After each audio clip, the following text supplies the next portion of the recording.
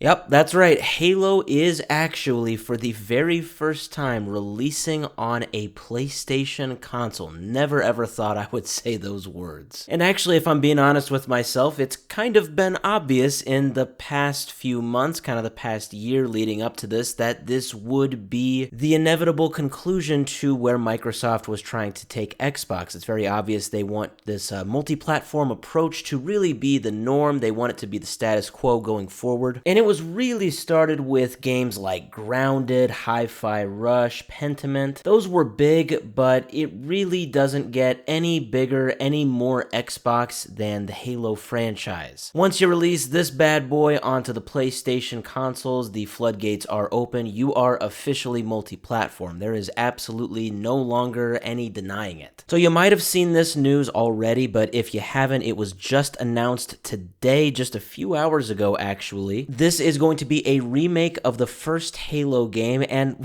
well, I kind of want to put this all in perspective. So, the first Halo game, Halo Combat Evolved, this is it right here. It released all the way back in 2001, and 10 years after that, we got this, the remake of Halo Combat Evolved, which was Halo Combat Evolved Anniversary. And now, 15 years after that, in 2026, we are officially getting this, Halo Campaign Evolved. Yeah, this is actually the, I want to say this is maybe the world's first remake of a remake. But I do want to throw this in there because it's very important. I think that even though this whole situation is kind of hilarious, it is not only very predictable that this was going to happen, I think anyway, but it is also very smart, I feel. As I said a little bit ago, it was obvious they wanted to bring Halo to the PlayStation ecosystem, and it was heavily rumored, and it really made sense that they would do this by just starting where things started off in 2001 with the first Halo, and this would just basically be a brand new remake. I remember saying that a few months ago because that was kind of the rumor at the time, and I said, yeah, that just makes the most sense, as ridiculous as it might sound, a remake of a remake. Because with something as big as Halo going onto the PlayStation platform, you're not going to do something quite as low effort as just releasing the Master Chief Collection, something that's already been done for like a decade now onto PlayStation. You probably want to do it in a much more monumental way. So as much as I want to clown on it, it